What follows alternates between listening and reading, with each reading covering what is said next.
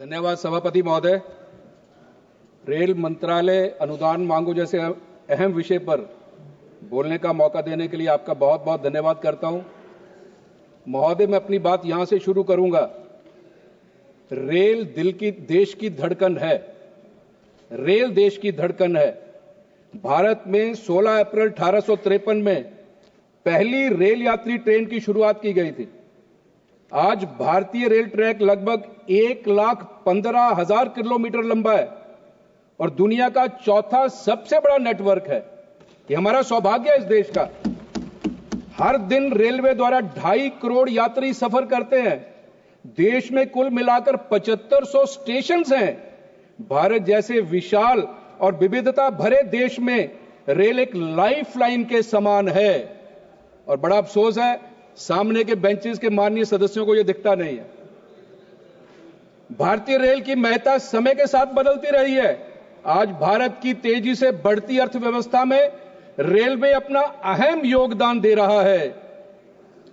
ये 25-26 बजट केवल पटरियां बिछाने वाला बजट नहीं है, बल्कि विकसित भारत की ओर भारत की यात्रा में एक नया अध्याय लिखने के बारे में है। ये बजट एक और ऐतिहासिक मील का पत्थर स्थापित होगा। माननीय सभापति महोदय, जिसमें 2.65 लाख करोड़ रुपए का रिकॉर्ड आवंटन किया गया है इस बार, जो भारतीय इतिहास में अब तक का सबसे अधिक है।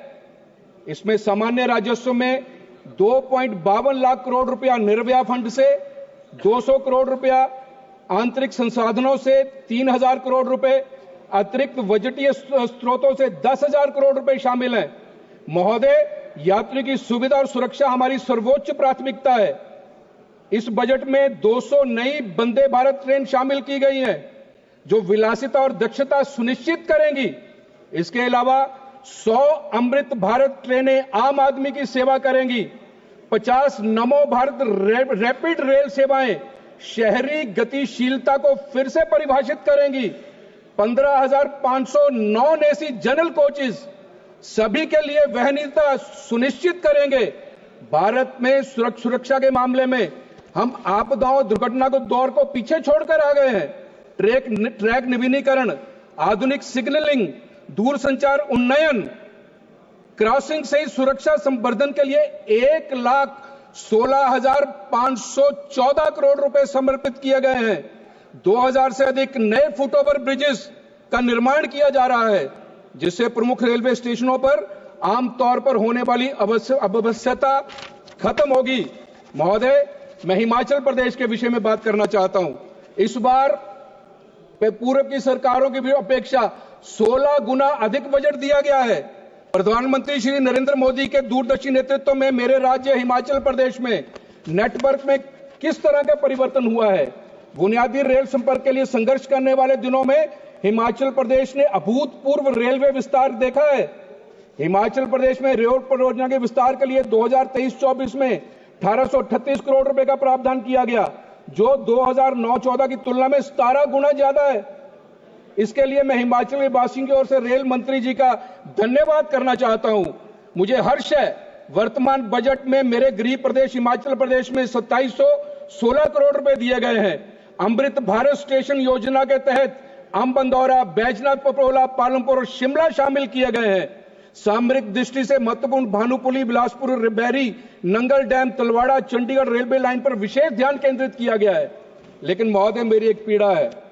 मेरी पीड़ा यह है कि जिस लोकसभा क्षेत्र में मैं रहता हूं, वहां केवल एक मीटर गेज रेल लाइन है। अंग्रेजों के समय में बनी थी, आज तक 1 इंच भी आगे नहीं बढ़ी है। माननीय रेल राज्य मंत्री बैठे हैं महोदय, अब आपके माध्यम से मैं कहना चाहता हूं, कृपया इस और कृपा करिए। मैं कह रहा हूं कि रेल धड़कन है देश की, उसका स्पंदन मेरे लोकसभा क्षेत्र में भी सुना जाना चाहिए। इसको ब्रॉडगेज करें। अनुराग जी ने वंदे भारत अपने लोकसभा क्षेत्र में पहुंचा दी है।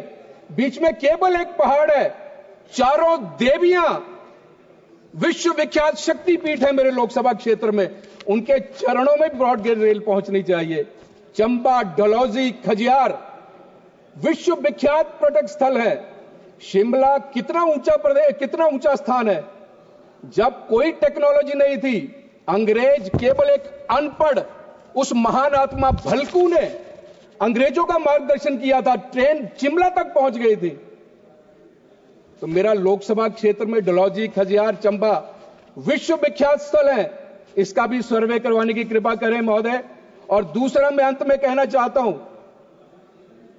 मोदी जी के गतिशील नेतृत्व में जब हमारी वित्त मंत्री महोदया यहां बजट पेश कर रही थी, तो ट्रेजरी बेंचेस से मेजों की थपथपाहट थी और गड़गड़ाहट थी, पूरा देश प्रसन्न था।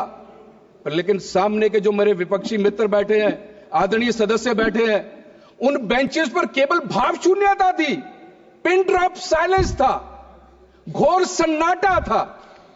क्या केवल विरोध के लिए विरोध करना है? बजट में कोई बात अच्छी नहीं लगी, इतना कुछ दिया है पूरे देश को। इनको देखकर तो मुझे मुनीर का वो शेर याद आता है, आदत सी बना ली है तुमने तो मुनीर अपनी, आदत सी बना ली है तुमने तो मुनीर अपनी, जिस शहर में भी रहना उकताए हुए रहना। और दूसरा, मैं मोदी जी के विषय में, हमारे विश्व विख्यात नेता, विश्व के सबसे लोकप्रिय नेता, उनके विषय में यदि कुछ कहना चाहूं तो मैंने वो चंद 4 लाइनें लिखी हैं, मैं इनको सुनाना चाहता हूं, ध्यान से सुनिए। स्वाभिमान बड़ा है भारत का, स्वाभिमान बड़ा है भारत का, हर शख्स का सीना गर्वित है, नेतृत्व ऐसा मिला देश को जिसका सब कुछ देश को समर्पित है, धन्य है वो माटी जिसने ऐसे पूत को पाया है। भारत ही क्या दुनिया ने भी मोदी मोदी गाया है, मोदी मोदी गाया है। बहुत बहुत धन्यवाद अध्यक्ष महोदय, मुझे समय देने के लिए।